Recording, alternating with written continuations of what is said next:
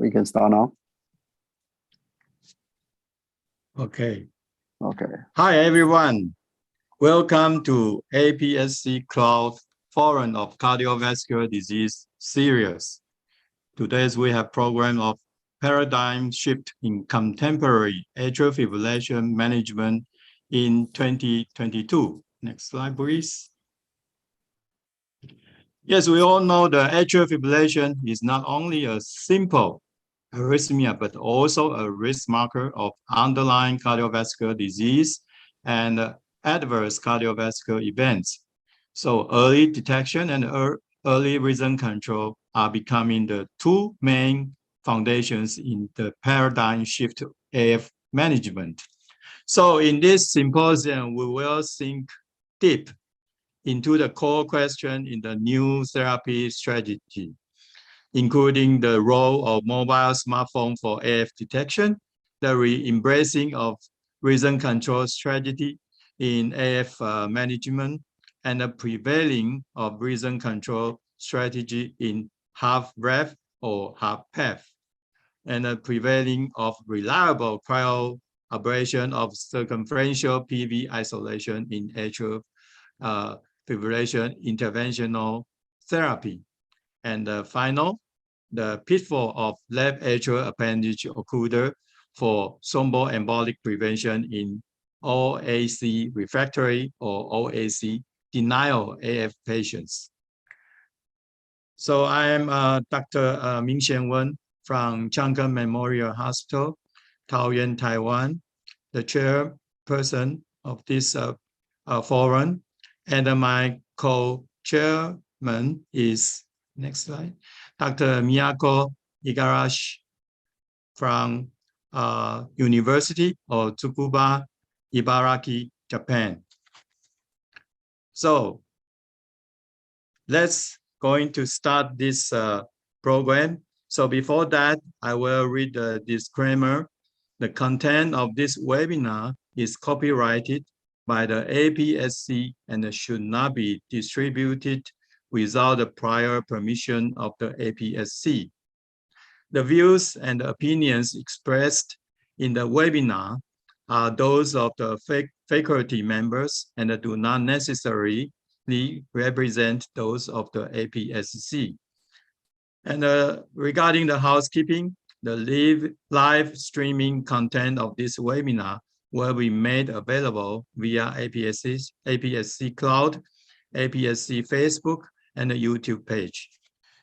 Okay, so let's start today's program. Today we have invited 5 experts in Asian Pacific region to talk about above important issue.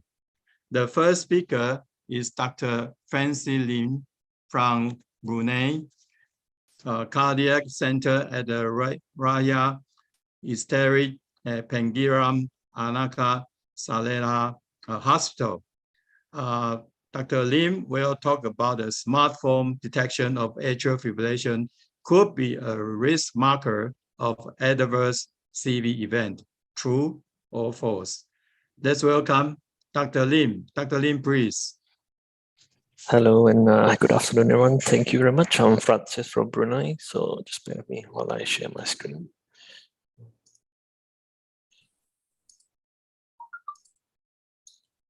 Can you see my screen? Sorry. Not yet. Not yet. Please try again. Okay. Can you see my screen now? Yes. Yeah. Okay. Okay. Okay. So today I have the been asked to talk about smartphone detection of AF as a risk marker of adverse cardiovascular events, true or false. So I think we all probably know what AF is. It's one of the most common heart arrhythmia when you have, atrium is beating irregularly. Okay, and the current guidelines suggest that the gold standard of diagnosing AF is either 12-lead ECG or single-lead tracing. So this is just a 12-lead ECG of atrial fibrillation. So just briefly, not all AF is symptomatic. Up to 30% of patients have no symptoms, but We know it's a common problem. It's increasing as you get older, and patients with AF are increased risk of heart failure, stroke, cardiovascular mortality, and it has can affect patients in terms of functional status, affect their quality of life, and it's increasing burden of healthcare systems. And this is just Europe, but probably worldwide. And we know AF is one of the leading causes of strokes and hospitalizations, and of course, again, hospital visits. So once we have diagnosed AF, for example, we usually do what a Chatsworth score and a Hasbled score for bleeding and stroke risk. And so we assess patients' bleeding and stroke risk and start treatment, most commonly with antithrombotics such as warfarin or the NOACs. And in patients who may not be suitable, we may do other more invasive treatment. Of course, this is based on patients' preference, risk benefit ratio, and of local availability of treatment. Okay.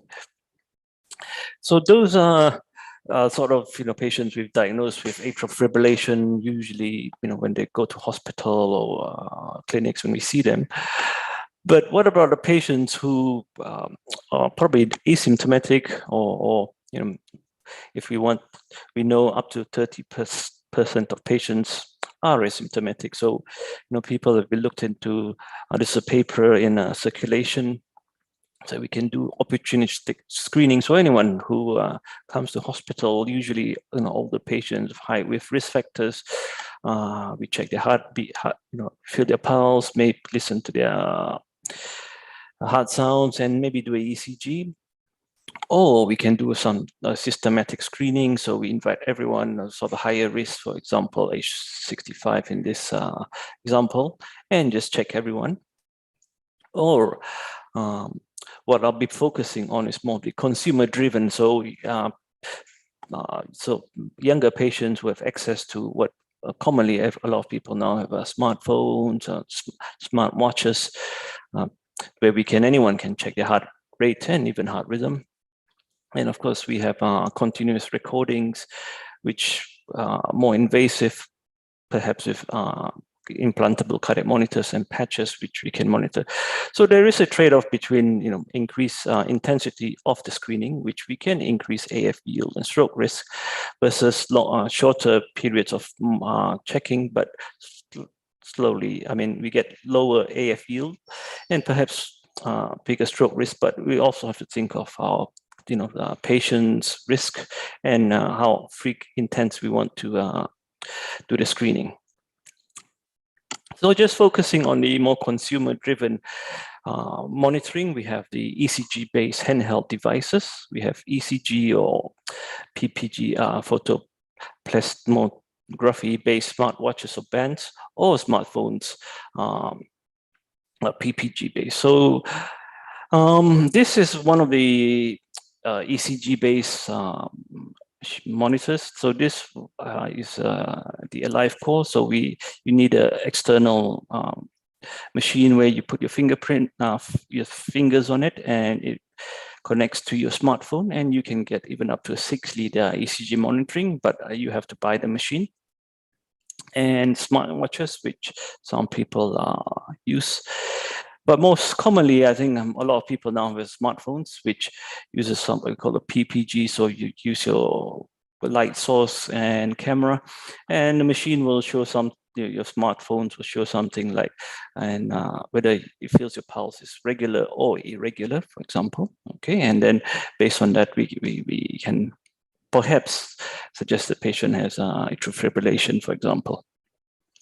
And there have been papers looking at detecting AF with smartphones and smartwatches, and it has been shown that it can pick up irregular heart rhythm and atrial fibrillation. Okay, so it is potentially can be used for extended atrial fibrillation screening. But what about in patients? These are sort of more of a opportunistic or suppose consumer-driven atrial fibrillation. So usually patients were asymptomatic. So this paper is just in patients who have sort of cardiac implantable electronic devices. For example, without clinical AF, it's detected atrial fibrillation using the atrial lead. It suggests that they are associated with increased risk of stroke and systemic embolism. But these are, so what about patients or people, not so much patients, but in the public, we've detected sort of AF, subclinical AF who are asymptomatic. Is it useful? Is it effective and cost effective? So there have been some papers looking at mobile applications for detection and management of atrial fibrillation. So it's shown that this is potentially improving AF detection, but perhaps we have to think of improving app quality and functionality and how, accuracy of these smartphones and apps. Okay, and this is another paper published quite recently. What it has said is that there is a clear potential, but inadequate data to currently advise clinical practice on real value of PPG for AF because it's a highly selected population. There's quite a bit of heterogeneity, and how do we actually call what is AF and what do we do with it? Okay, because you still need to confirm that patient, the person who has atrial fibrillation. Okay. So again, some papers say it's not clear when a mobile health detector episode of AF must be deemed significant, whether it's a few seconds, few minutes. Okay, and then the paper said, so ultimately the association with patient important outcomes is uncertain, even if we detect AF, especially for the younger patients, who will be probably monitoring their heart rate and rhythm than the older people who are at risk, right? So they probably have CHA2DS2-VASc of 0, for example. So this is a paper published last year in Loop. So these are, when we talk about subclinical or silent AF. So this is a paper that they use implantable loop recorder. Patients who are high risk of AF, and to detect if for silent AF, and if so, we treat them. So in this, just for the conclusion, the authors have said in the population of high-risk patients, atrial fibrillation was detected and treated much more than those undergoing ECG monitoring. And they found a non-significant 20% reduction in risk of stroke, but was not accompanied by a similar reduction in cardiovascular mortality. So they said that more studies are needed, but their findings suggest that not all AF is worth screening for, and not all screen detected AF merits anticoagulation. So, so it just suggests that we may have to start thinking more about what we do with these patients. But in the subgroup analysis, that patients who benefit more are patients with higher systolic blood pressure. Okay, so it suggests that perhaps it's not just the AF, but also risk factors for stroke and also risk factor for AF, such as hypertension, is something we need to perhaps think about more, and in intervening in a healthy lifestyle and treating, for example, risk factors such blood pressure where appropriate. So the other thing, this topic is atrial fibrillation. Is it a risk marker for adverse cardiovascular event? So when it comes to AF, we have to start perhaps thinking of how we approach it. So is it a risk factor or is it a risk marker? So if you think of it as a risk factor, we just with atrial fibrillation, with irregularity in the atrium, if we think of the Virchow's triad with hypercoagulability, stasis, endothelial dysfunction, and clot formation, whereas probably we need to think of AF as more as a risk cardiovascular risk marker. So things like hypertension, diabetes, sleep apnea, obesity, sedentary lifestyle, which are a marker for cardiovascular disease and increases your risk of atrial fibrillation. So we should be thinking of AF less as a direct cause of a stroke, but as a risk marker, because there's not always a temporal risks in terms of AF and strokes. Okay. And this is a paper looking at physical activity and accelerometer, so using your smartwatches. So, and what it suggests that in patients who doesn't, with more vigorous and moderate to vigorous physical activity, they seem to have lower risk of AF, and suggest that they are probably a more healthier lifestyle. So this is just, again, a risk marker, okay? So to answer the question, is smartphone detection of AF a risk marker of adverse cardiovascular events, true or false? Yes or no? Or maybe just a little bit. So, I mean, personally, I think it is. It suggests that this, when you detect atrial fibrillation, it suggests that patient is probably, a risk marker, but it doesn't mean we need to anticoagulate, but we probably have to think of addressing their cardiovascular risk factors and treat that, and that reduces their probably atrial fibrillation burden and risk of stroke as well. So I think that's the end of my talk. So I'll stop sharing now. Thank you very much. Okay, thank you, Dr. Lim, for your nice talk about the smartphone screening of atrial fibrillation. So is there any question from the panel? Okay, may I ask some questions? Sure. So how do you suggest which kind of a high-risk patient to have such a smartphone screening?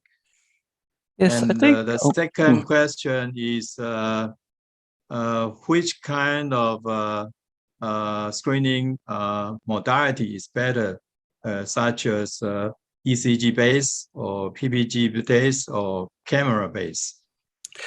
Okay, thank you for your question. So for the first one, sort of a high risk, so it's population, I suppose it depends on your local availability, and then deciding which patients we should screen, because rather than screening everyone, we probably have to think of taking opportunistic screening for patients who are higher risk, perhaps if patients with diabetes, hypertension, sort of older patients, which we probably be thinking of anticoagulating them, for example. All right. But we have to think of how you manage once you detect AF. What do you do with them as well? And so you probably need to involve your GPs and other stakeholders for assessing that.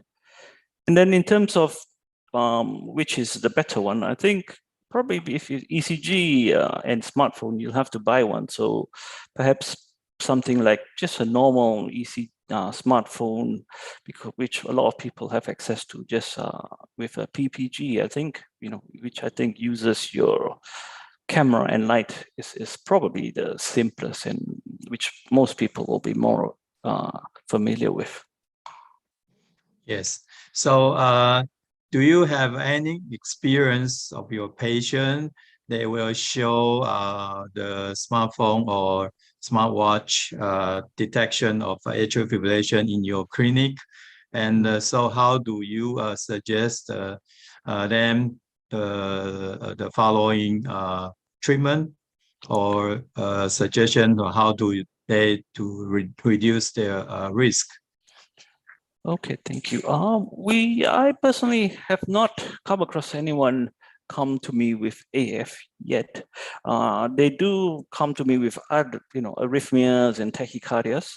But so far, the ones that have not do not show the ECG, okay, or tracings, just the rate. So we'll probably have to think of some apps. I think that they probably will personally not that familiar yet. I think there are some apps, and probably Apple Watches have also this monitoring, ECG recording. Again, we'll have to think of locally how you manage that.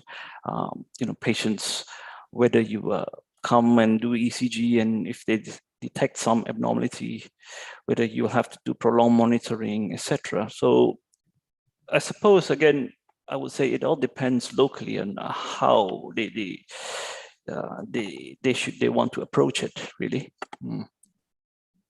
Yes.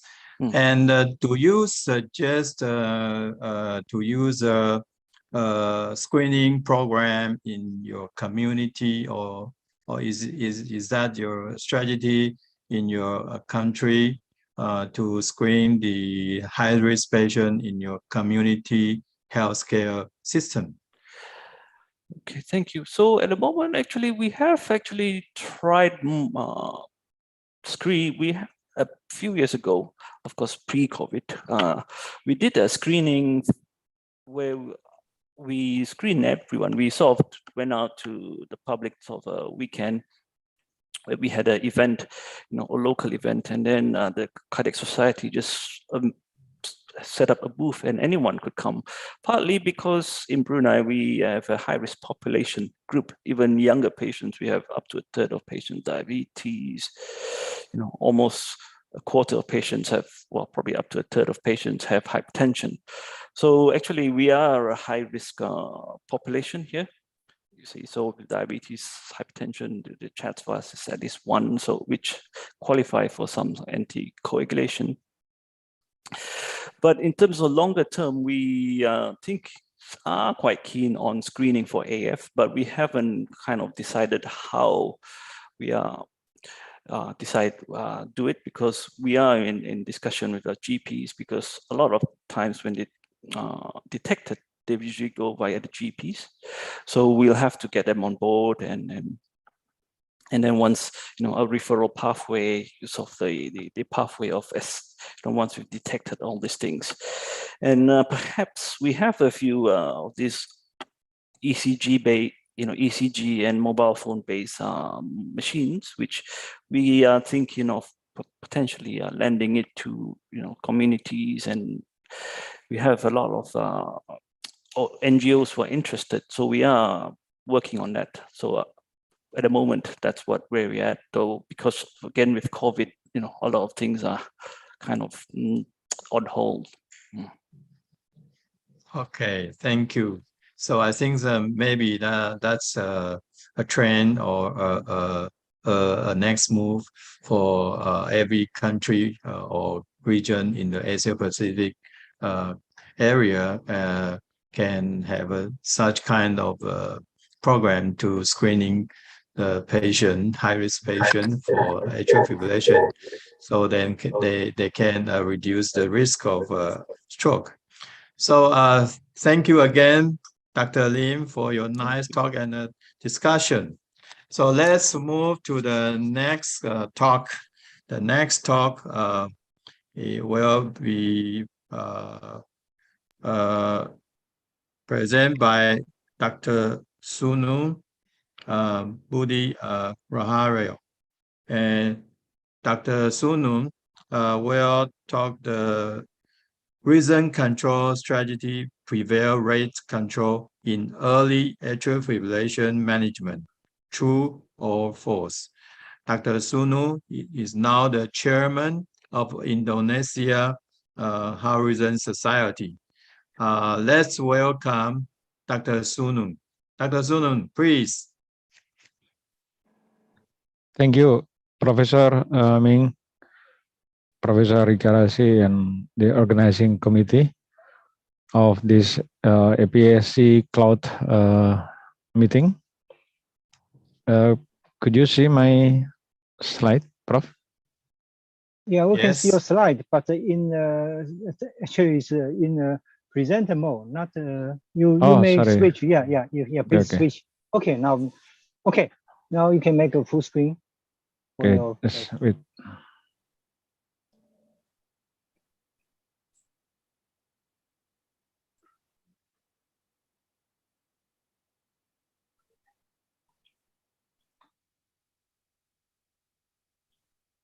Okay.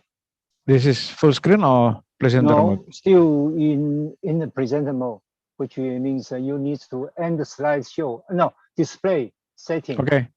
So okay, now it's come back. Okay, great. Okay, continue, please. Thank you for the organizing committee who give me the opportunity to share about this rhythm control strategy prevails rate control in early AF management, true or false?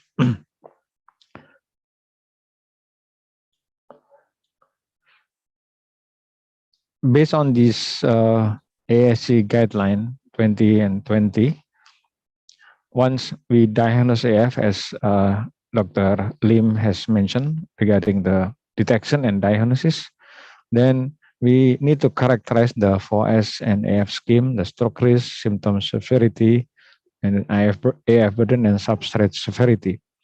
And then we need to treat the AF based on the ABC pathway, avoid stroke, better rhythm symptoms control, and treat the comorbidities and risk factors. Today, I would like to focus on the rhythm control. So based on the guideline, stroke prevention, comorbidities management, rhythm control, and rate control. So is it rhythm control compared to rate control will give better treatment for the patients? Let's take a look on the current data or current publications. For this strategy, the rhythm control include AF ablation, antiarrhythmic drug, and cardioversions, while the rate control strategy include the drug for the rate control, and also probably we also need to do AV node ablation and pacemaker. In each of component of this strategy, these are the list of the strategy or technology or approach that we could do, like AF ablation, we could do PV isolations, surgical ablation, or hybrid ablation, while for antiarrhythmic drug, the choice are limited to this, and especially in my country, in Indonesia, actually we only have this imiodaron and propafenone. And for the rate control drug, we have a beta blocker, non-adherent calcium channel blocker, and digoxin. The issue is when we need to do the rhythm control and when we need to do the rate control, and or in early, especially in the current question is for the early AF, rhythm control first or rate control first. This is one of the publication in 2002 in New England Journal of Medicine, the AFFIRM study, which showed that actually the rate control is not inferior or even better in the cumulative mortality, although the p-value is not significant compared to the rhythm control. And this trial is used for many years to justify that rate control strategy could be used as a treatment to manage the AF, even if it is in the early AF. And let's see the data that we have in 2020. So 18 years after that AFFIRM study, there is a publication also in the same journal, New England Journal of Medicine, the IS-AFNET 4 trial, which showed that early rhythm control therapy in patient with AF. So there are 110 patients and divided into the rhythm control strategy and rate control strategy or usual care. The rhythm control strategy include here 8% with AF ablations, and then 60% with dronedarone, 20% with imiodaron, and majority with flecainide, 36%, and others with propafenone and other antiarrhythmic drug. While for the initial or the usual care, they use only rate control strategy. But actually in this proportion were changed after 2 years, while for the rhythm control strategy changed to 19% with AF ablation, and also 2 years later in the usual care with AF ablation in 7% of the patients. But majority of this rhythm control strategy was using the flecainide. If we look at this data, after 5 years of observation, the trial was stopped because there is a clear benefit in the early rhythm control strategy in the cumulative evidence of stroke, cardiovascular deaths, and hospitalizations with a hazard ratio of 0.79. If we compare this data, the AFM study and ISAFNET study, actually the mean age of the patient were similar, around 70 years old, but we could see the difference clearly that in the ISAFNET trial, 30% with the symptoms, while for the AFM study only 6%. And then the utilization of the ablation is 19% in the ISAFNET trial, and in the AFM only 0.7. Of course, we understood that in 2002, the technology for ablation is far behind the current technology that we use. These are the main findings of this trial, ISAFNET 4 trial, that shown that this is the usual care, and this is the early rhythm control strategy. And we could see the benefit with almost 30% reductions in death from cardiovascular cause and also from the stroke in the early rhythm control strategy. Therefore, for the better symptom control in the management of AF, in the ASC guideline 2020 recommended rhythm control therapy is recommended for symptoms and quality of life improvement in symptomatic patient with AF. But based on this ISAFNET 4 trial, actually it is not only for symptoms and quality of life improvement, but also for the benefit of cardiovascular mortality and stroke. In our data in Indonesian Registry on Atrial Fibrillation or 1AF, we just published last year, we could get that the number of patients with symptoms, this is a hospital-based registry, so we could understand that most of the patients were symptomatic, 84%. So if we could do the early rhythm control strategy, then these symptoms may be better control. This is AF ablation and then antiarrhythmic and cardioversions. And this trial, the ISAFNET 4 trial, used this AF ablation and long-term antiarrhythmic therapy. I will briefly mention about the rhythm control in acute AF using the cardioversions. So this is the strategy how to do cardioversion if we have the patient with acute AF. If the patient is hemodynamically unstable, then we could directly do emergency electrical cardioversions. But if it is hemodynamically stable, then we have to check the oral anticoagulant status and then decide whether we do directly or with electively for after 48 hours of the anticoagulant, and then decide to continue oral anticoagulant or not. And this the guideline showing the indication for catheter ablation in symptomatic AF.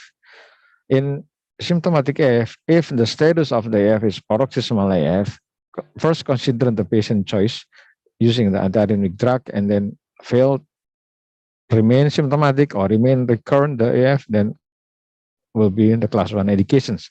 But also this is class 2A indication for perform catheter ablations. But for persistent AF without major risk factor, it is class 2B.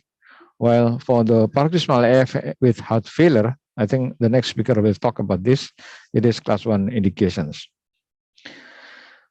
This study, meta-analysis of the radio frequency and the cryoablations between catheter ablation versus other modality for rhythm control. Still here we can see that the cumulative risk ratio was better if we do the catheter ablation compared to antiarrhythmic drug. And these three meta-analysis only narrowing down for the cryoablation, the cryo first, early AF, and stop AF first. And those are same that show that the catheter ablation, whether using radio frequency or cryoablation, will give benefit for management. So in the AF guideline, ASC 20 and 20, when performed by appropriately trained operator, catheter ablation is superior alternative to antiarrhythmic drug for maintenance of sinus rhythm and symptoms improvement. And first-line therapy for the paroxysmal AF and persistent AF without major risk factor for recurrence. This the risk factor that favor the rhythm control, younger age, and then first AF episode, tachycardia mediated cardiomyopathy, normal moderate LAVI. And this is the continuous. And interestingly, just last week, there's a publication of the sub-analysis of the East Afghan trial by Dr. Gute, presenting pattern of AF and outcome of early rhythm control therapy. So they divided that the early AF into three. First episode, paroxysmal and persistent AF. Because actually, if we look at this spectrum of the early AF, were included in the first onset, and then paroxysmal and persistent. And they found that among these three early onset, early AF, in the first episode of AF, if we do early rhythm control, actually the outcome of the hospital coronary syndrome and secondary primary outcome of hospitalization were higher. But if it is paroxysmal or persistent AF, this early rhythm control strategy is better. That's why in the editorial view, Dr. Stanford mentioned that for paroxysmal and persistent AF, if the AF episode is still less than 1 year, it is first recommended to use the rhythm control. But if it is first diagnosis AF, rhythm control is have a below level of evidence compared to this paroxysmal or persistent AF. As a conclusion, the early rhythm control strategy resulted in reduction of primary combined outcome of cardiovascular death, stroke, and hospitalization for heart failure and acute coronary syndrome as compared to the rate control strategy. But this early rhythm control benefit was found mainly in the paroxysmal and persistent AF, but not in the first onset of AF. Thank you. Okay, thank you, Dr. Raharjo. So your nice talk. So is there any question from the panelists or online audience? So if there is not, Dr. may Sunu? I ask, yes? May I ask one question, Dr. Sunu? In Yes. paroxysmal atrial fibrillation, how long would you anticoagulate the person after conversion to normal sinus rhythm? Okay, thank you, Dr. Sabat Sarwa. Thank you for your questions. Personally, for the paroxysmal AF, after we do ablations, I will check Holter monitoring for 3 months and then 1 year. And after 3 months, if I do not see the episode of AF in that period, and if the CHATFA score is quite a low risk of the AF, then I may stop it. But if the patient still have a high CHATFA score, then we need to consider individually. Sometimes we need to check the longer episode of duration of the Holter monitoring, then decide whether we will stop the anticoagulant or not. It's my current practice, Dr. Sarwar. Thank you. Thank you. Yes. So Dr. Raharjo, so you have just mentioned about the East AFNet T4 trial, the recent publication talking about the how early we should get a rhythm control for atrial fibrillation patients. So why the first episode is not so good as the persistent or paroxysmal AF patients? Is there any? Yes, thank you, Professor Ming. Yeah, actually, they don't have really the data regarding the reason why the first episode has different outcome compared to the paroxysmal and persistent, which is less than 1 year. But in the discussions and also the editorial, they mentioned that probably for the first episode may be related, the occurrence of AF itself may related to the acute cardiovascular illness, for example, acute coronary syndrome or acute heart failure. That's why the outcome is a composite outcome, then it is probably related to the acute illness. This is the discussion that they mentioned, Professor Ming. So follow this question. So in your experience, how do you measure? You will treat the first episode until, for example, 6 months later, or observe 6 months later, or 1 year later, 1 year later with drug, with anti-arrhythmic drug, and then if the patient have a recurrence atrial fibrillation, then you will suggest patient to undergo a catheter ablation? Well, actually, this study just published 2 weeks ago, Prof. So, yeah, this is the new data that I just got when, we try to improve our management of the patients. But as a practice, if the episode of the first onset is related to the current illness, for example, because of acute coronary syndrome or acute heart failure, then maybe I will wait like 2 months using antiarrhythmic drug. If it is still recur, then we may think of this catheter ablation. But for the one who have no current acute illness, I think this is just my personal opinion. I think we could apply this as a paroxysmal AF, not truly first onset AF due to the current illness. This is my opinion. What do you think, Prof? Yes, I think so. I will try medication first, and then observe them, the effects, efficacy of them. So the second question is, do you use twice medication such as propafenone plus amiodarone in patient to convert the atrial fibrillation in your practice? Yeah, actually the medication of antiarrhythmic drug which are available in my country is only amiodarone and propafenone.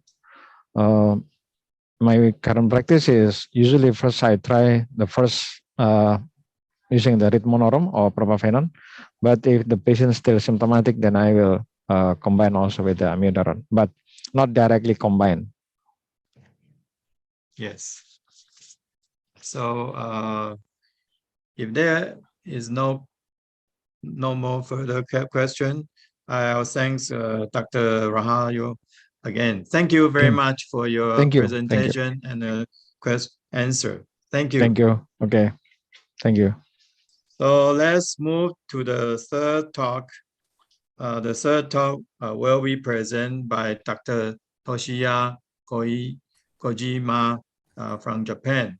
Dr. Kojima is assistant professor, Department of Cardiovascular Medicine, the University of Tokyo, Tokyo, Japan.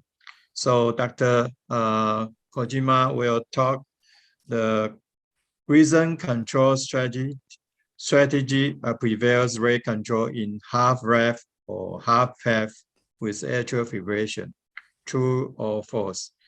Dr. Kojima, please. Thank you, Prof. Lim. I share my slide.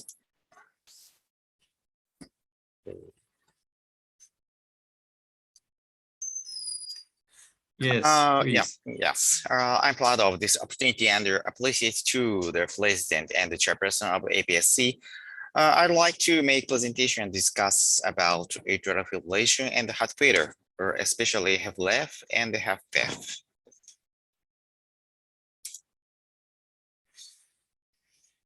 Atrial fibrillation patients are expected to be more common than previously thought, and it is all reported. The number of atrial fibrillation cases in Japan is expected to exceed 1 million in 2050. And not only AF, but also heart failure pandemic are widely enlightened to the public in the world. There is no objection that sinus rhythm is preferable and should be maintained in heart failure. Generally, there are 3 treatments for atrial fibrillation: stroke prevention, heart rate control, and rhythm control. In 2002, the result of the AFFIRM study was reported. Rhythm control with antiarrhythmic medicine was not significantly different from heart rate control in mortality. And they're the same as event or as event-free survival. Result of their ALCSF study were reported in 2008. In heart failure patient, rhythm control with antiarrhythmic medicine compared with their lead control showed no significant difference in deaths and their stroke and their worsening heart failure or composite outcome. So therefore, until the 2000, heart rate control was considered sufficient for atrial fibrillation treatment in heart failure. However, in the 2010s, the importance of maintaining sinus rhythm in heart failure was reported. Rhythm control of atrial fibrillation is necessary for effective use of beta blockers for heart failure. And this is largely due to advances in treatment of atrial fibrillation. As you all know, in 1998, it was reported that many of the causes of atrial fibrillation originated from the pulmonary veins, and the pulmonary vein isolation was established for atrial fibrillation. Pvr CHF was reported in 2008. Ablation confers superior outcomes on LVEF, or 6 minutes walk, and quality of life in heart failure with drug-resistant AF. AATAC trial was reported in 2016. Ablation was superior to amiodarone in AF recurrence, emergency hospitalization, and death at 2 years follow-up. Very famous Catheter trial was reported in 2018. Ablation for AF reduced all-cause mortality, heart failure, hospitalization, and cardiovascular deaths, and their composite endpoint compared with medical therapy. I present one simple case of heart failure. Our patient was a 26-year-old male. When he developed heart failure, he had AF with first ventricular response and decreased left ventricular systolic function. We suspected bradycardia-induced cardiomyopathy and performed ablation. After pulmonary vein isolation, he maintained sinus rhythm. His cardiac pressure was lowered and BNP was markedly reduced. As you know, his left ventricular contraction improved markedly and it became normal. The concept of TIC is well known. However, the biggest problem is that this disease is often retrospectively diagnosed after treatment. We will consider the remaining issues. First is applicant's indication, and the previous report has mostly been for HFpEF. However, there are also a few reports of HFpEF. This is a report of atrial fibrillation and HFpEF in 2018. Atrial fibrillation is associated with increased mortality risk in not only HFpEF but also HFpEF. Hazard ratio is 1.39, P is 0.022. The prevalence of AF with HFpEF significantly increased worse mortality and heart failure hospitalization. And the Kaplan-Meier survival analysis demonstrated a significant mortality increase in patients with HFpEF. However, the higher mortality was restricted to the patient group receiving AV node ablation. LA ablation induced a significant mortality decrease in all groups. Today's theme is half left and half back. Better, heart failure is not just left ventricular ejection fraction. This is our data of AF with ventricular valvular heart disease. And their MR and PR improved with F termination and the sinus lesion recovery compared with AR. Early intervention for AF is considered useful for valvular disease caused by discoaptation. Next issue is ablation strategy. Many ablation strategies have been considered in addition to PVI. Many ablation strategies have been considered in addition to PVI. And the most representative one is linear ablation. The result of STAR F2 was reported in 2018. This is very shocking. Their PVIs, PVI, only PVI, isolation plus electrocardiograms and isolation plus lines. There are no significant changes of freedom of atrial fibrillation. The remaining problem is that PVIs is only treatment for persistent atrial fibrillation or not. And the problem here is a low success rate of linear ablation.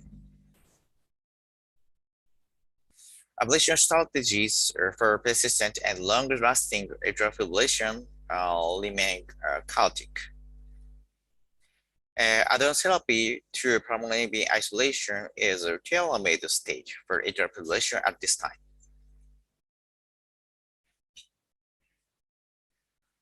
Next problem is a result for maintenance of sinus lesion. This is a result of maintenance of sinus lesion with persistent AF and reduced EF in our hospital.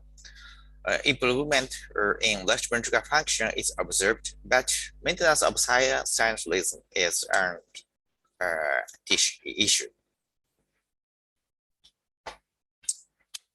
If patients are expected to maintain sinus lesion over multiple sessions, however, by the improvement of treatment results is a challenge.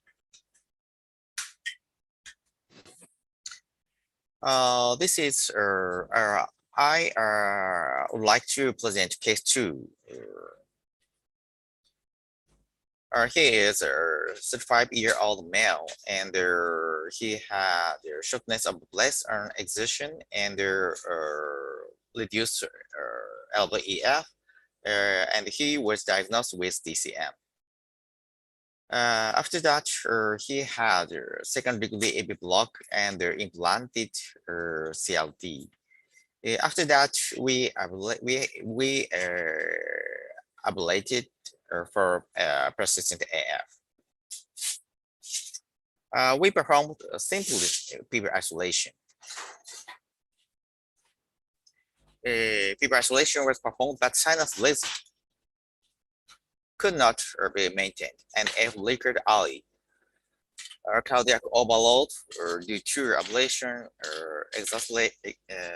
exacerbate heart failure. For some time, he became catecholamine dependent.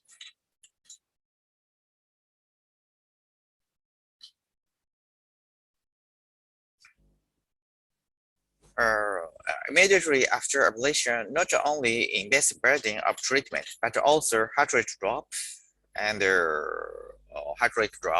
lack of atrial kick, and the diastolic dysfunction are suggested. And we have countermeasures. One is collaboration with heart failure team. For some patients, heart transplant legislation may be considered in some cases. And there are administration of catecholamine before surgery to improve the condition. This is our last message from me. Rhythm control strategy prevails ledge control in half left or half back with atrial fibrillation. True or false? True. That carefully consider indications. And early treatment of AF is desirable to improve outcome. In particular, take care of severe heart failure, for example, stage 4, or in some cases, proceed with transplant registration in advance. And adding other treatment to PVI is tailor-made medicine. Thank you very much for your attention. Thank you, Dr. Kojima, for your excellent talk to let us understand the role of atrial fibrillation rhythm control strategy in patients with half ref or half PEF. Yeah. So is there any question from the audience or panelists? Yes, I would like to add one comment and one question. My one comment is that in all the studies we are seeing till now, I'm a cardiovascular imaging person, so we are now using left atrial volume index for measurement of left atrium because the size, simple anterior-posterior dimensions cannot determine left atrial dimension most of the times. So most of the studies are using left atrial size. We should be using left atrial volume index. That is one comment. And my question is that in our countries, this electrophysiologists are not very busy right now because people are not really aware of the implications of rhythm control in large scale. So they are generally referring to rhythm control medicines. And unfortunately, we have only imodron in our country. So for how long? Because we know the side effects of imodron. So for how long can we continue? And if there are side effects, then what to do? Please. Thank you very much for your comment and the question. As you said, there complication side effect of amyloid is a very large problem for us, especially lung injury and their thyroid toxicity. So we use amyloid. We have many cases of sotalol rather than amyloid, but sotalol is a stronger beta blocker effect rather than amyloid. So we have to take care, take much care of sotalol for heart failure patient. But the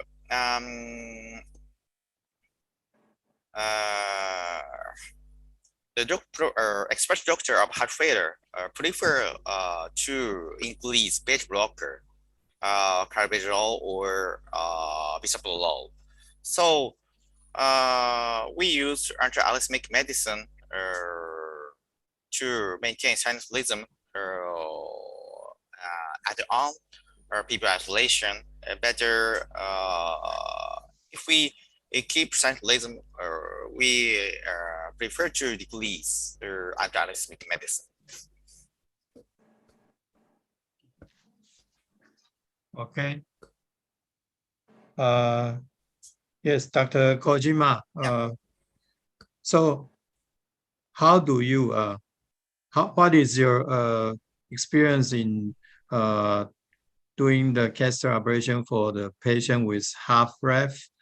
What is the determinant factor of recurrence of atrial fibrillation in your laboratory? Is that the enlarged LA or something? Yeah,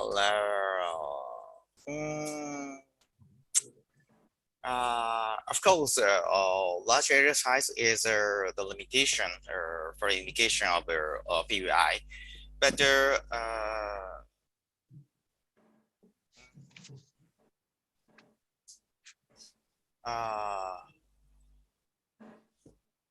not larger than 50 millimeter diameter of LA. We try to cardioversion of AF, and after that, if their sinus rhythm is maintained, we perform catheter ablation for them. Yes. So, can I ask question? Yes, sorry. yes, please. What is your strategy for long-term persistent atrial fibrillation? So do you add some linear ablation or cafe ablation after Pvr isolation?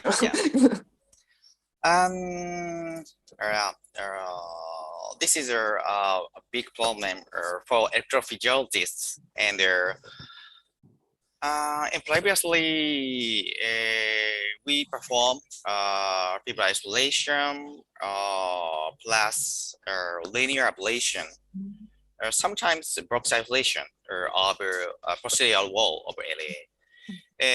But recently, at first we perform simple PVI at first, and if there is a recurrence of AF, we perform second session. We separate two sessions because for heart failure patient, their overload of treatment is a big issue. So to divide two strategy, we reduce that overload of treatment for heart failure patient. Thank you. Okay, is there any other question for Dr. Kojima? Okay, if not, can I ask? I'm sorry. Sure, please. You showed two cases, two representative cases. Yes. In second case, did you perform MRI, cardiac MRI? So in that patient, is there any LG? Yes. So because I think it is difficult to differentiate tachycardia-induced cardiomyopathy or dilated cardiomyopathy before ablation, before rhythm control. Yeah, that is very important problem. When he diagnosed as a DCM, he was performed MRI was performed for him, and there are some the rate enhancement of MRI, but we cannot perform. We could not perform MRI just before Pvr isolation because CLTD was implanted. So now CLTD is useful for the bus patient, but in that time, his CLTD was not for MRI. So I cannot just before CLTD, but previously MRI was performed, and we detected LG. So I think if there is LG, I think such patient is maybe DCM and no LG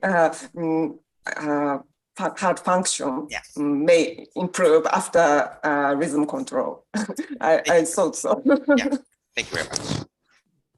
Yes, and Dr. Kojima, so when you have undergo catheter ablation for patient with heart rate patient, and you got a success rhythm control for them, but how do you maintain them? And what is your experience in your case series? How many patients have to undergo a second section or even third? And how do you manage them? As I showed the result of catheter ablation, for many patients, they need multiple session of a PVI. So I hope to maintain symptomatism. Sometimes we add anti-allopathic medicine like sotalol or amidolone, but in many cases of heart failure, their blood pressure is low. So sometimes we have the difficulty to increase anti-allopathic medicine and their beta blocker. So the other remaining problem about that. Yes. So how usually in your series, how long is the sinus reason period after successful catheter ablation in the first section? Is lasting for yeah. two years or third year, 3 years? Here. In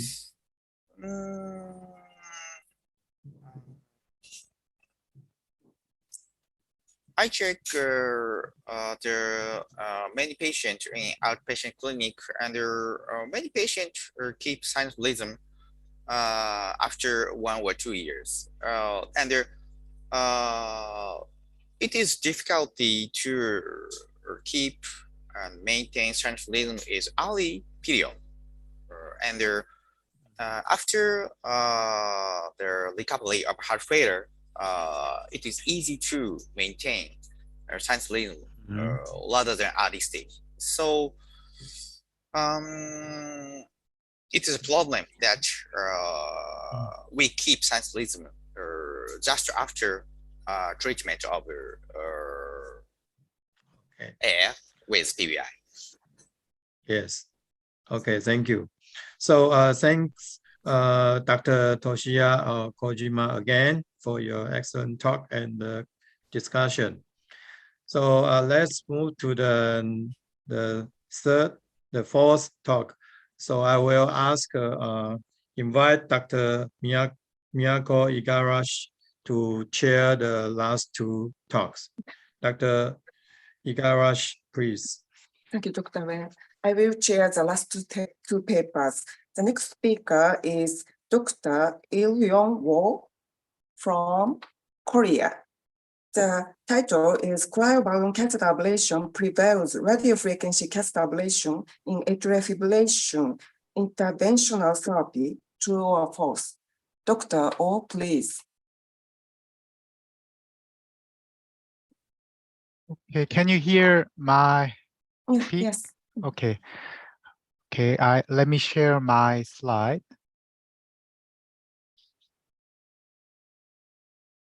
Okay, can you see my slide? But yes, but not okay. Yeah, yes, thank you. Okay. Thank you, Chairman. I am Il-Yong-Oh. I work in the Seoul National University Bundang Hospital in South Korea. I am very honored to have a chance here. Today, my talk is about the cryoballoon catheter ablation, prevail RF catheter ablation in AF interventional therapy, true or false. It's like which one is stronger, lion or tiger? And in some Korean television series, the extraordinary attorney Wu said it's like a comparison between the blue whale and humpback whale. If you see this drama TV series, you can know what I said. Okay, so far, catheter ablation got us some recommendation level is 2B in case of the paroxysmal AF with symptom, and in case of the persistent AF, the recommendation level is 2C. And AF catheter ablation in the patient with LV dysfunction is class 1 indication, level of evidence is B. And if the patient have a AF-related bradycardia or symptomatic pre-automaticity pause after AF conversion, recommendation level is 2 and level of evidence is C. So about 20 years ago, one study showed the rhythm control efficacy in the study compare PV isolation with the RF energy and the anti-arrhythmic drug group. So each 30 patient, about approximately 30 to 40 patient enrolled in each group, pulmonary vein isolated group and anti-arrhythmic drug group. So at the end of the 1 year follow-up, 63% recur with the patient who received antiarrhythmic drug. However, the patient who underwent PV isolation using the RF energy, just 30% recur. So this study showed the PV isolation with RF energy is superior to the antiarrhythmic drug for the sinus rhythm maintenance in the patient of AF with paroxysmal AF. Maybe very small portion of the patient got a persistent AF, and mainly the patient who enrolled this study is a paroxysmal AF. However, in this case, asymptomatic mild or moderate PV stenosis was documented in the 2 patients of 32 patients in the PVI group. And 10 years ago, another study showed the efficacy of the PV isolation in the paroxysmal AF.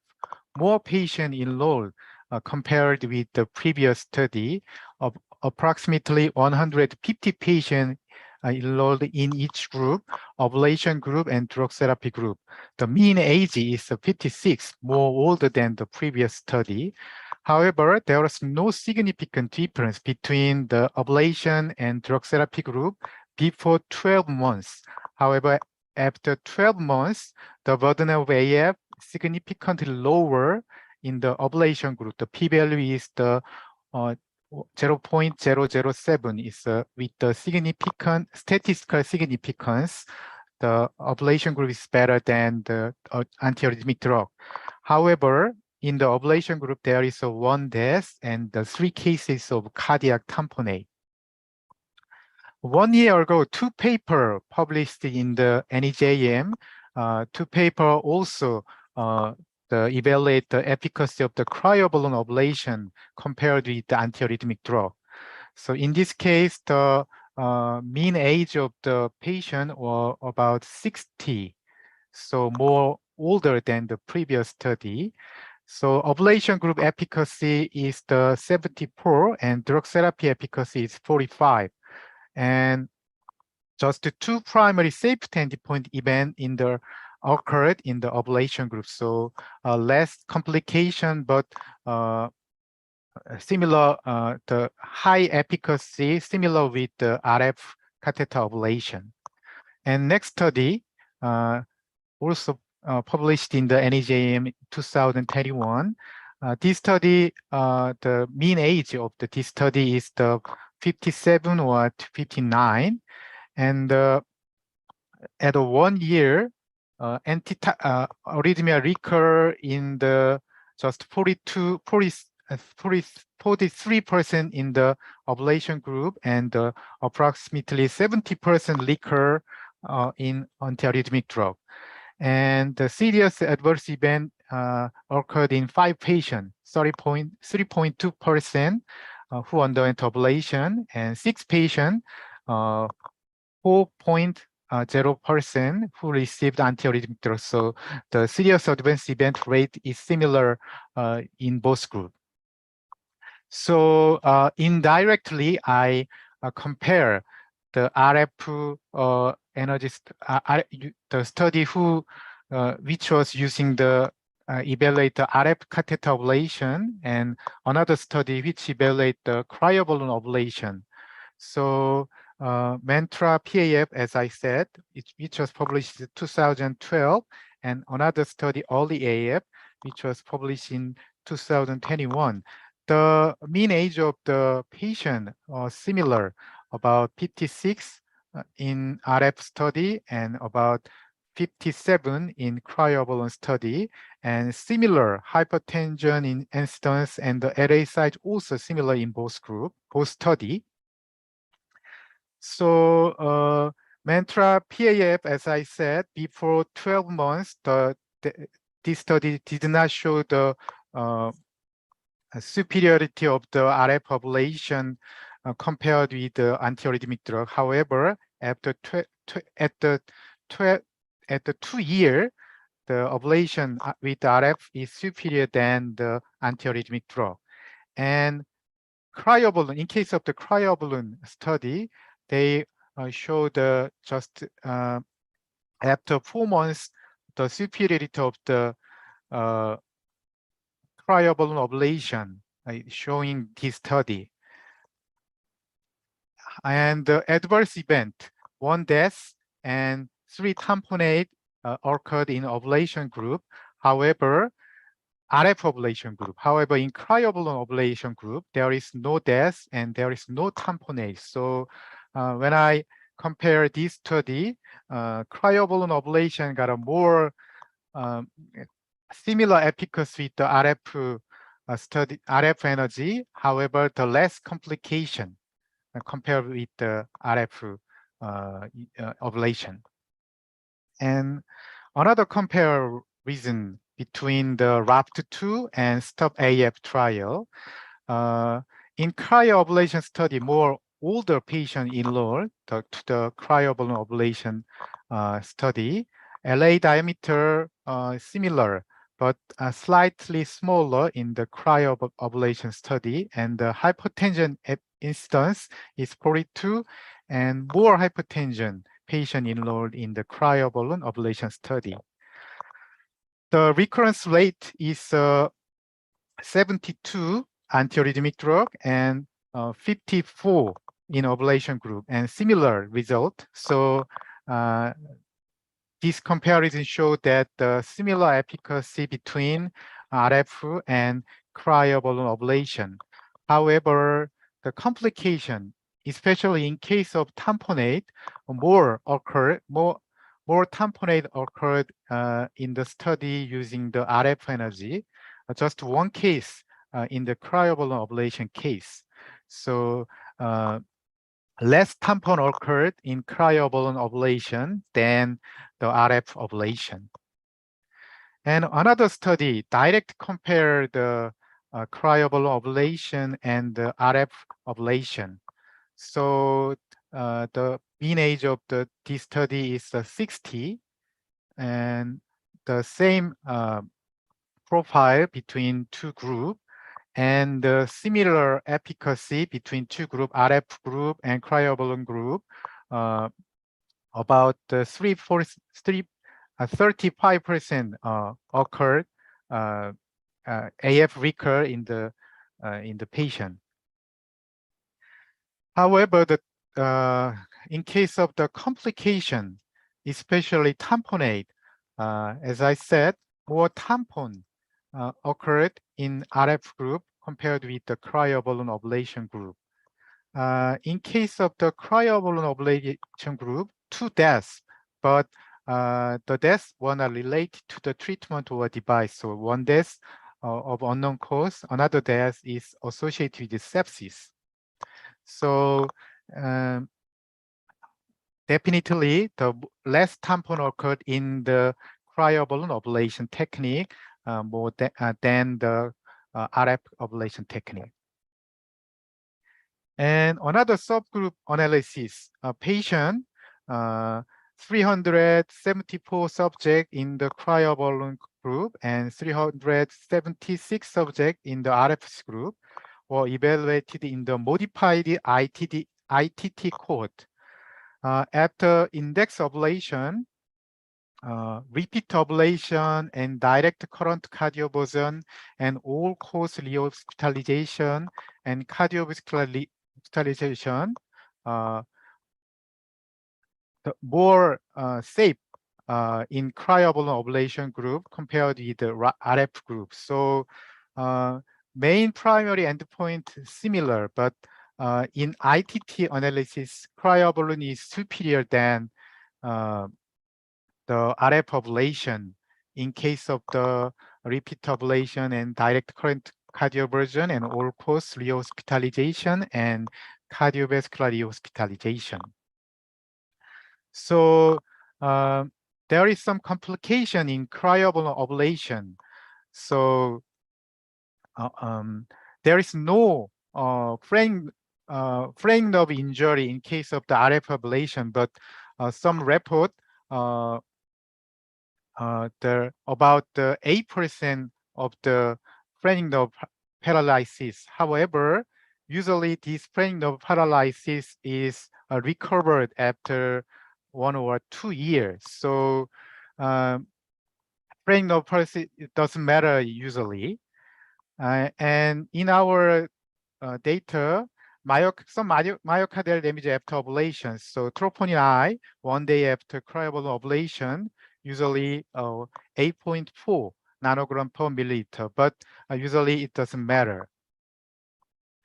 So let me share the Korean study, cryoballoon ablation registry study. These study results will be published in Korean Circulation Journal of this year. So in the South Korea, three main centers who performed the cryoballoon ablation enrolled, attended this study. So patient baseline characteristic, totally 300 patients were enrolled in this registry. The mean age is 60, and half person is the paroxysmal and half person is persistent AF. LA diameter, mean LA diameter is 43. And hypertension is 50%, and DM is about 20%.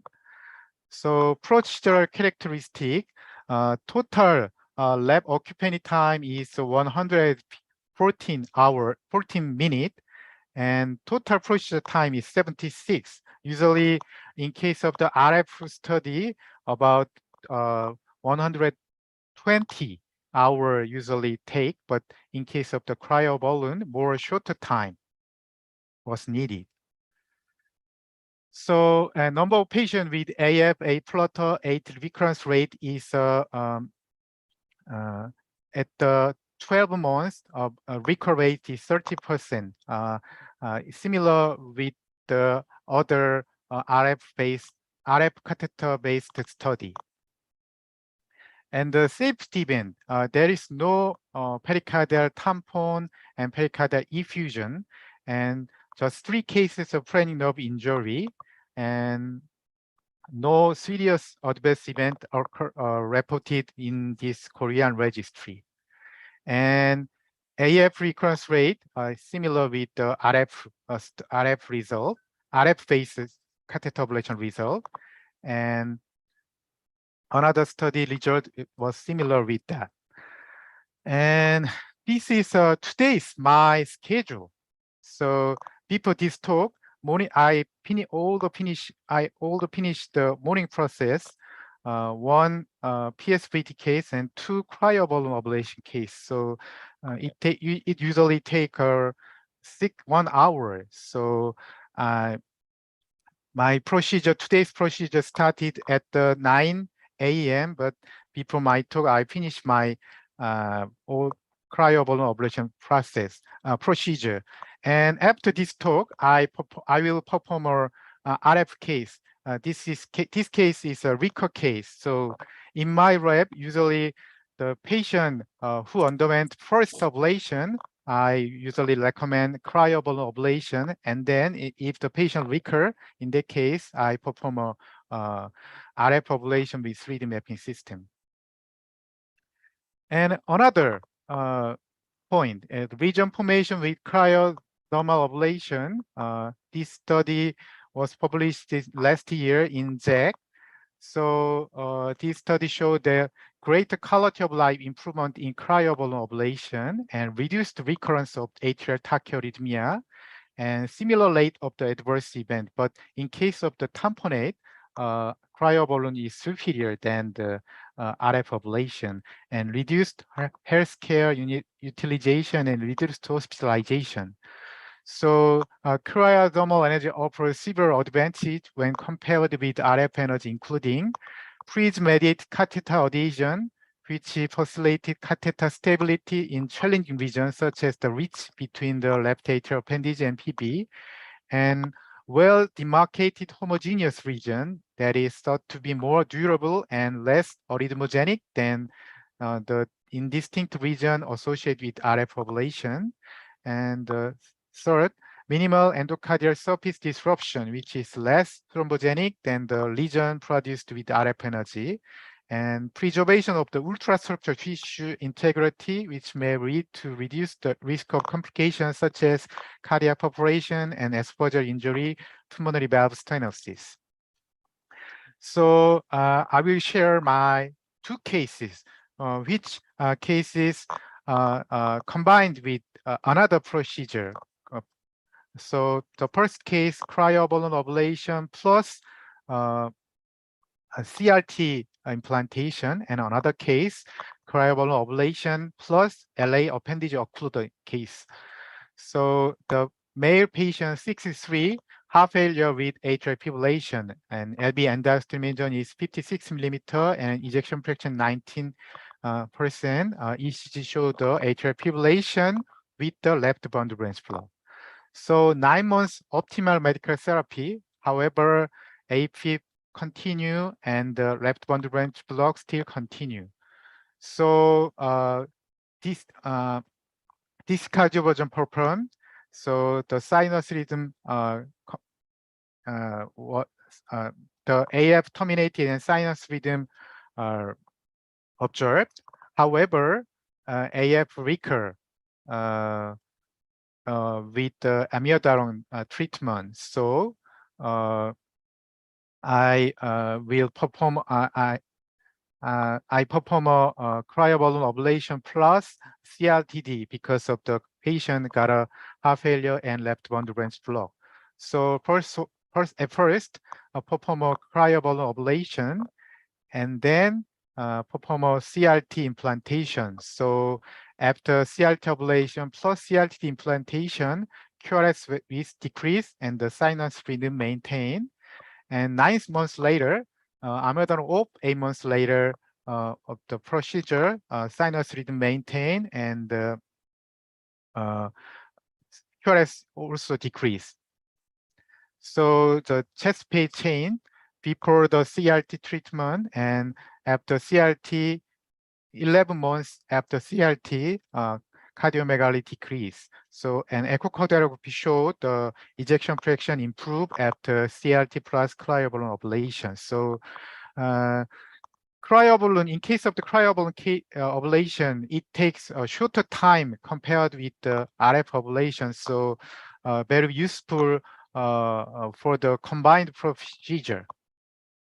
Another case is a male 59-year-old and recurrent stroke during the NOAC treatment. So I will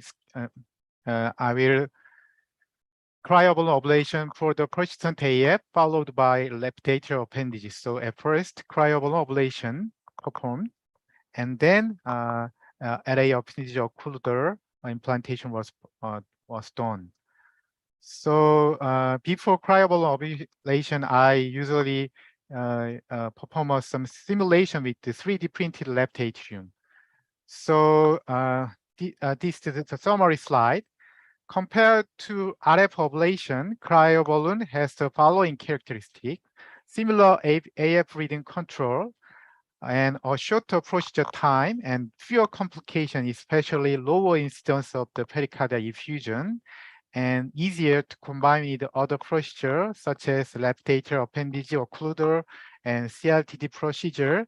And I think the more shorter learning curve was needed for the cryoballoon ablation case.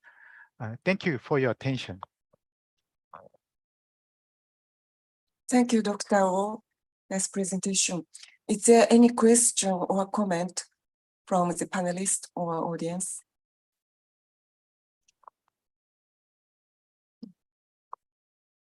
can I ask a question?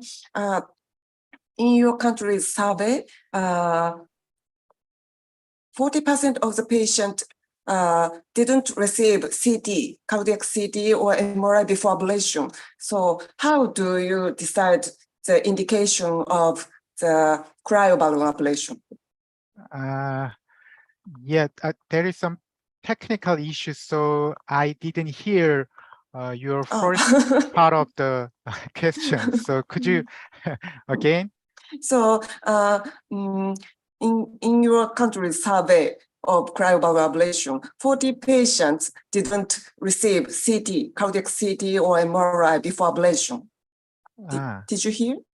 Yeah, I can hear you. Yeah. So how do you decide the indication of the cryoballoon ablation? So for example, some patient had common PV, pulmonary veins, or dilated antrum, or so I think it is difficult to do cryoballoon ablation. So how do you decide?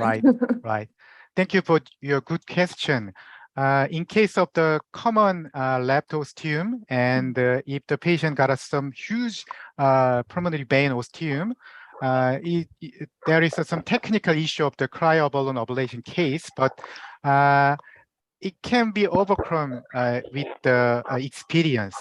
So as I said, in the first ablation of atrial fibrillation, I usually perform a cryoballoon ablation. I choose the cryoballoon ablation all the patient.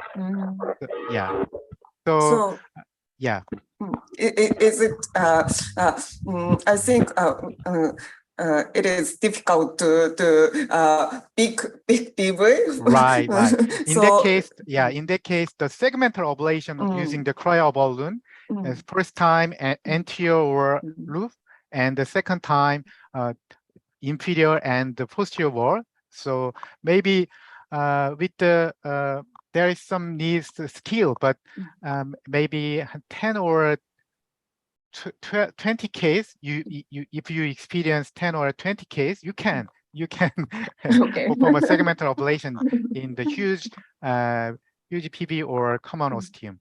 Okay, thank you so much.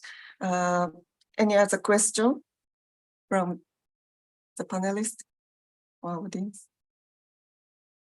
So 30% of the patient had recurrence. So did you perform the second ablation?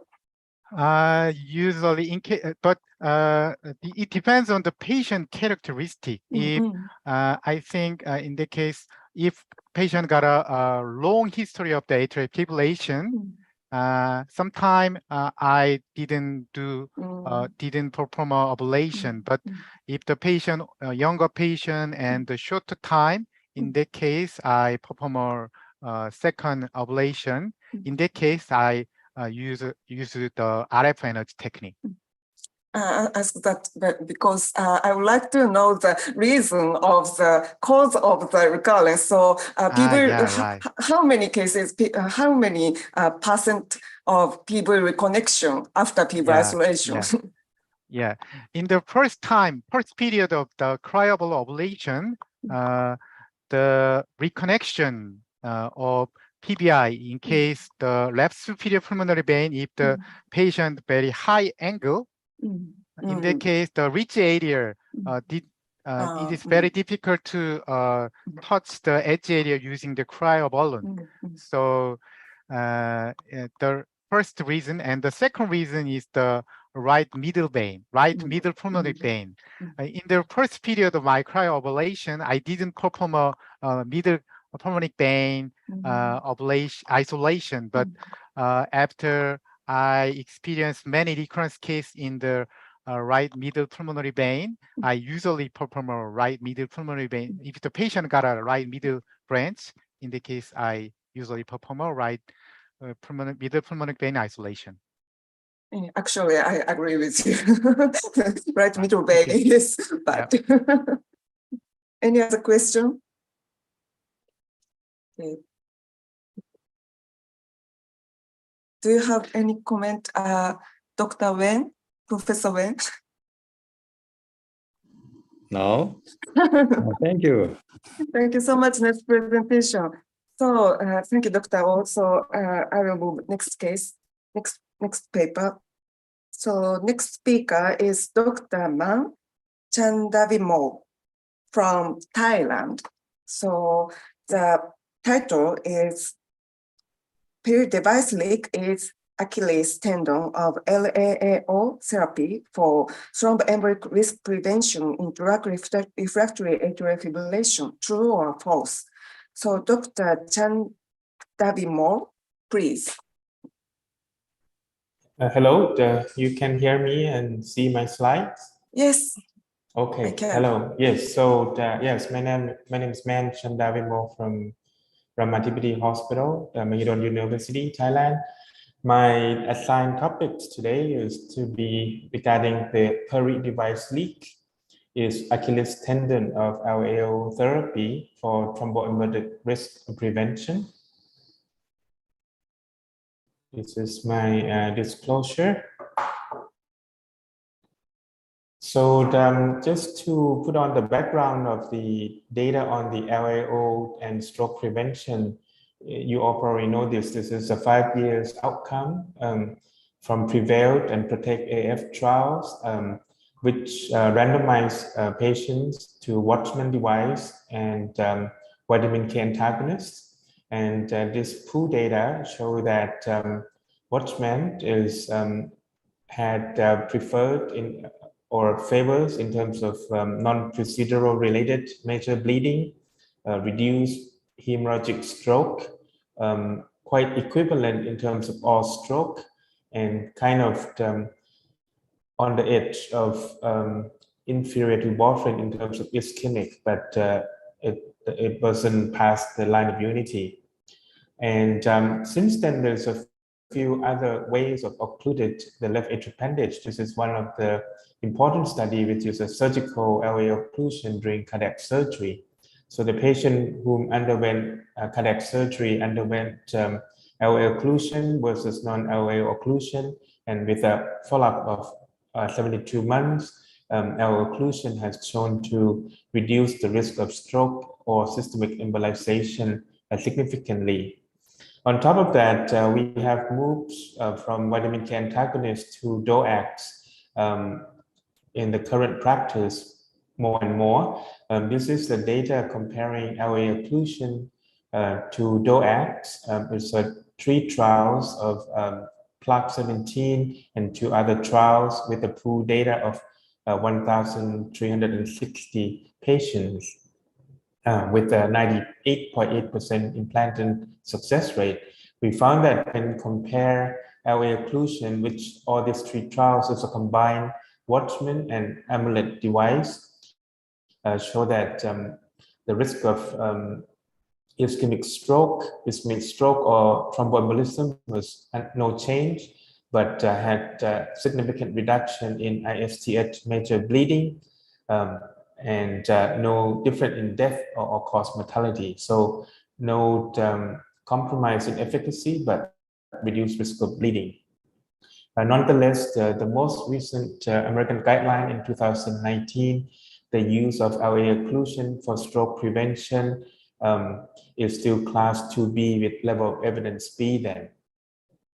However, the devices has been FDA approved since 2015, mainly Watchman device in the States, and you can see the accumulative numbers of patients is increasing significantly over the years. And with that, we have had more data that any complication rate from the procedure is about 2.2%, and as compared to the expected rate, it had ischemic stroke reduction of about 77% relative risk reduction. And then that come along, if the Pvr device leak is important, is that true or false? When we look back, the incidence of the Pvr device leak, this is a Protect AF trials. You can see that a Pvr device leak at 12 months is roughly about 32.1%. At 45 days was 40.9%. The degree of leaks in majority of leaks is 1.3 mm. And this is partly because when we deploy the device, one of the release criteria that we want the leak of our device leaks not larger than 3 ± 2 mm. So that's how we decide. We leave quite a bit of patients with some minor leaks around. With the Protect AF, it hasn't been shown that either minor, less than 1 mm, or moderate or severe, more than 3 mm leak had associated with stroke or systemic embolization significantly.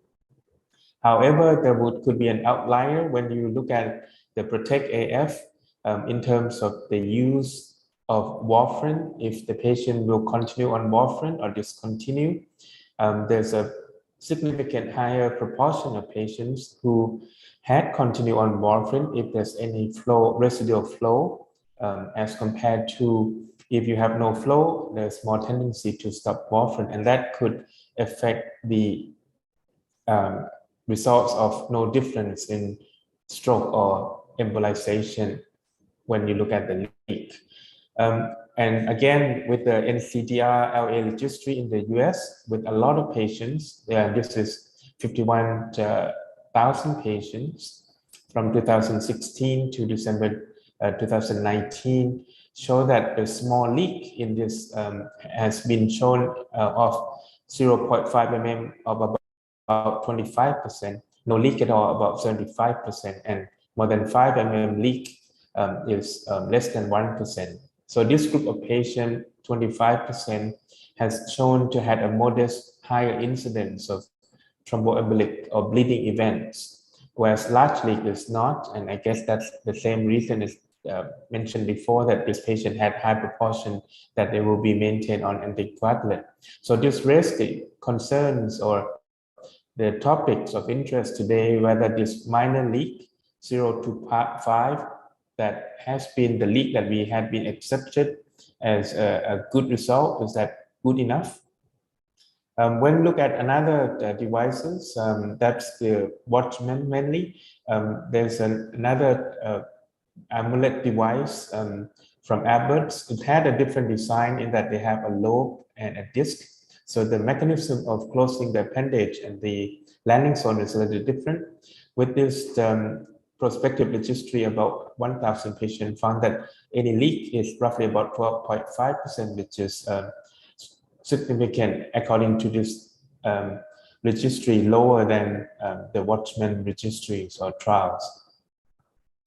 However, in amulet device, if you look at more than or less than 3 mm Pala device leak, there seems to be a significant increase in stroke, systemic embolization, or death in the group that had a PDL of more than 3 mm compared to less, 8.1% to 4.7%.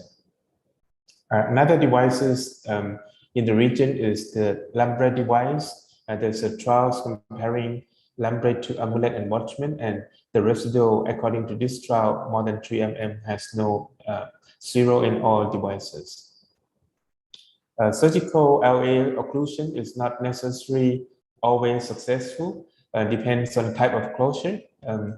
In the whether it's excision, but if it's a suture exclusion or staple exclusion, you can see that there was a significant number of patients who had residual remnant of LAA or persistent flow. So surgical LAA also not necessarily had always complete occlusion. Nonetheless, it has not shown any difference in stroke rate, whether you have a successful occlusion or unsuccessful. So when we talk about peri-device leak, how it occurs, if you see the pictures up here, sometimes as we know, the appendage orifice or the landing zone is not necessarily round. It could be oval, it could be teardrop, it could be very irregular, and so they could have a device leak. It could be due to incomplete coverage of the orifice or lobes. It could be because we undersized the device.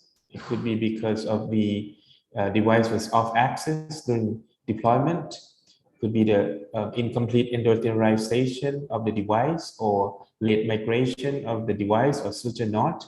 or the remodeling of the LA appendage itself after the closure. Also, a little different in terms of if we close it with the epicardial ligation, we usually, if there's a residual or recurrent leak, it usually due to gunny sac effect, as you shown here. Or even with the Raleigh device, which is the external or epicardial closure of the appendage, you can see that it can cause acute leak or late leak, and the significant increase in numbers of late leak, like not immediate after surgery, is higher. So it's not necessarily better when you do the external exclusion.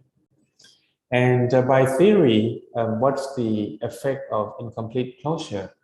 So basically, we thought that the open pulse of the residual flow of the appendage can cause the turbulent flow adjacent to the device, and that could aggravate platelet and thrombus formation, and that thrombus can be formed within the appendage, and then that can get out of the left atrial appendage and cause a systemic embolization. When look at in which case that had more PDLs, this is using a Watchman device, we found that long-standing AF had more paravalvular leak, more than PDL, para device leak, more than no long-standing AF, increase in LA size, LA pressure, RVSP, MR, or elliptical left atrial appendage. Interestingly, also the degree of leak immediately post-implant and 6 weeks post-implant is higher, can be higher also. It's also similar in the sense of using the amulet device. The predictor of para device leak at 8 weeks were permanent AFib, orifice to landing zone diameter, device lobe off axis, or being too compressed. So this is also another important part of it, is that, as mentioned, even though there's no leak at all at implant, but there's a reported case that the leak increased over time for the reason I told you earlier. It could be LA remodeling, could be a slight migration of the device. And so it's been important now that we know that this might impact outcome, that how to follow up this patient. TE had some limitation. Most importantly, I think it's operator dependent. In some cases, can have poor quality images, and sample plane could be challenging when it's crescent. Also, could be difficult to estimate sometimes. So it's operator dependent. There's ways to help with color scale adjustment using the 3D glass view, that you can see the leak easier, or 3D multi-planar reconstruction to clearly find the anatomic location and severity of the leak. It has been more use of CT assessment using a TD reconstruction, using 3D multi-planar reconstruction to clearly identify where is the leak. And also can, there's a study comparing the two modalities, CT versus TE. For sure, for the CT, not only para device leak, they can also detect fabric leak, as you can see here. Whereas TEE, we can only just gonna see para device leak. And that compare contrast patency on this comparison study, 51.0% still had patency in using CT, and 34% using TEE. And all TE PDL is seen on CT, so 100% sensitivities. And also with the CT, you could appreciate the reason for the leak, such as off-axis leak, whether it's fabric leak or porous device leak, as shown. Also, the size of the para device leak is also different. This is a study to assessed leak size assessment and found that using a CT scan, the size tends to be larger, 1.3 mm, as compared to measured by TEE. So that's also important. There's a study specifically look at that. It's a randomized control trials called Swiss Pro trials. Have about 100 patients in each arm and had a CT scan looking LAA patency, which had a clear definition of the density of the LA of more than 100 HU or more than 25% of the LA, and both have Watchman flex and amulet device, and divided them into peri-device leak, mixed leak, intra-device leak, or no visible leak at all. And what they found that these two devices had similar percent of patency, so same leak, but the mechanism of leakage is different. The mechanism of the mixed leak and the mixed leak or the para-device leak is more common with the Watchman flex device, whereas the intra-device leak is more common in the amulet arm. So just to recap, para-device leak is more common in the amulet, in the Watchman flex, whereas intra-device leak is more common in the amulet arm. Clinical outcome is in terms of stroke, systemic embolization or major bleeding was no significant at 45 days. There's also another study look at impact on per-device leak on 5 years outcome.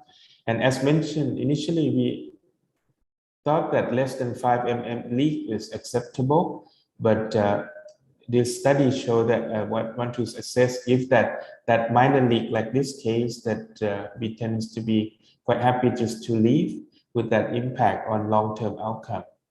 And so this is a study just recently published of this 45 days TEE and 1 year's TEE of about 1,000 patients using a Protect AF, Prevail, and a CAP2, and divided the patient into 3 groups: no PDL at all, PDL more than 5, or PDL between 0 to 5 mm, and at 1 year. At 45 days, all the 3 groups had no difference, no leak or any leak. But as mentioned, over time, the degree of leak can increase. In the group of no leak at all, it can increase from 45 days to 1 year. And if it's less than 3 mm leak, it can also increase or decrease to be no leak. So basically, they could go either way. Could have more leak once you follow up to 1 year, or less leak.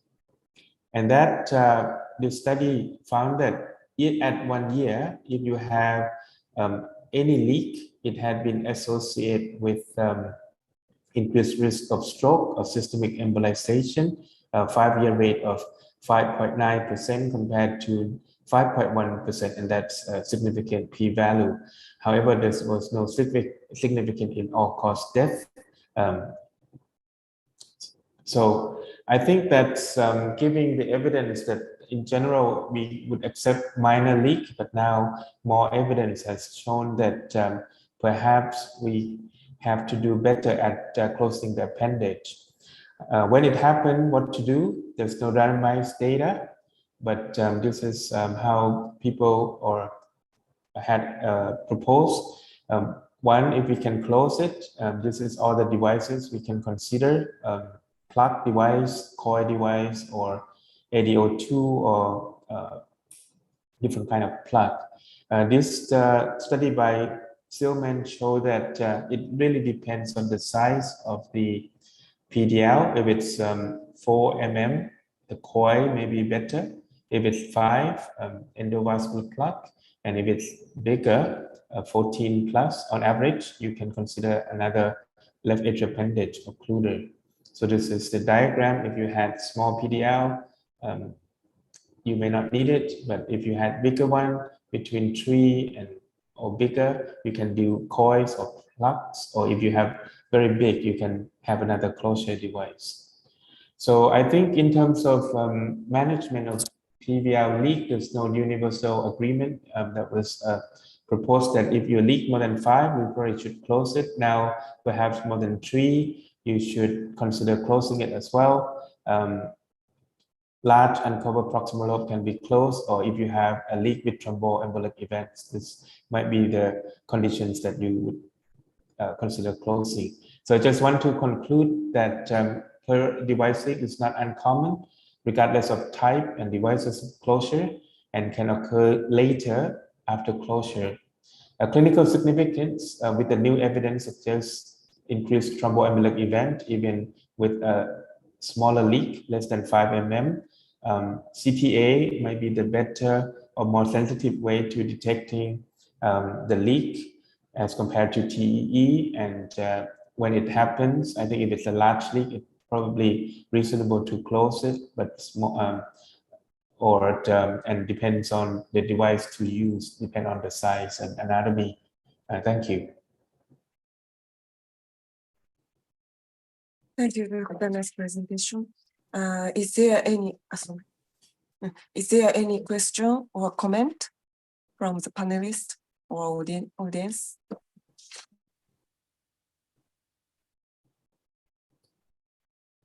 Yeah.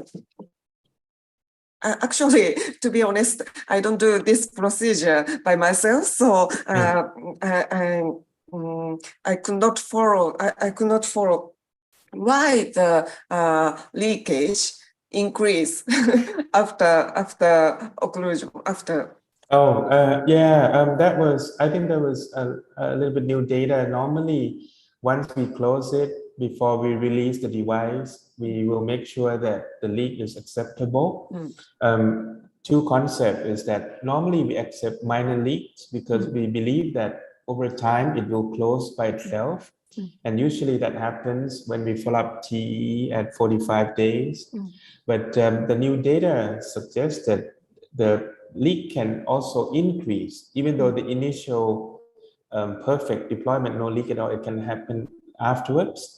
And from the data I reviewed, it could be related to the LA left atrial appendage remodeling. It can get bigger if they have, especially if they have chronic AFib or long-standing AFib, or it could be the device itself. You know, you never know. It might have a minor migration, so it might not in a good spot. Also, if you undersize the device, even though it's good enough to prevent it from dislodge, but it doesn't seal properly. When we do this device, we always measure the left atrial pressure to make sure that the appendage is a proper size, but you never know if the patient in heart failure, the appendage can get a little bigger. And so there's so many other things that may make the interaction between the device and the appendage change over time. And what interesting is that with the late PDL, you know, it had shown in at least the data that it had associated with increased embolization. Yeah. Thank you. Any other question or comment? I saw Dr. Support. Yeah, Dr. Support from Thailand. Dr. Mann, do you recommend for the follow-up imaging, which one, TEE or CT scan is better? Yeah, from the review, CT is much more sensitive at detecting PDL and also find out the mechanism of the PDL.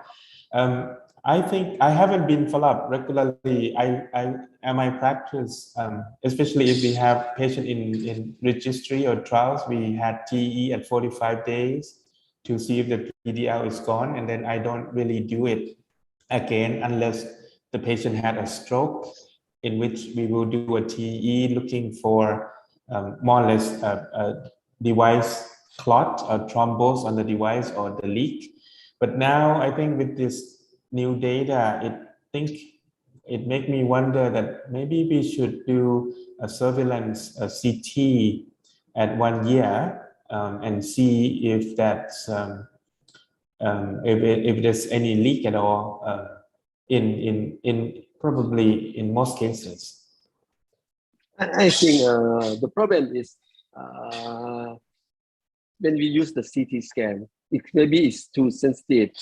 You see the some intra-device leak, and after that, what do you want to do? Yes. Yeah. The intra-device or the membrane leak is tough. I don't think we can do anything about it. You know, but I think it's good to know anyway, because I'm not sure whether we're going to change management, but it probably had some more information and make further decision. Yeah. So you still use the antiplatelet, not to change to OAC, is right? No, I mean at the moment, no. I think because I think in our region, in most cases, the patient whom sent for LA occluder had pretty strong contraindication for anticoagulant or had high risk of bleeding, not a regular oral anticoagulant legible like in the States. Thank you. Thank you. Thank you. Any other question or comment? So I don't know well, but can I ask question? How many percentage patient atrial fibrillation was controlled after LA appendage closure? Chronic atrial fibrillation should the patient atrial fibrillation should be terminated? No. I think it's nothing to do with the atrial fibrillation. It's only to prevent a stroke. Yeah, I know. But so Pvr isolation was if we can, so atrial fibrillation should be controlled. Oh yes. We after LA, after or before LA closure. Maybe you answer that. You answer that better than me. I think it probably should be controlled, isn't it? Yeah. So sinus rhythm is better. So I think it's possible. How many percentage patient sinus rhythm continued? So for patient after receiving LA closure.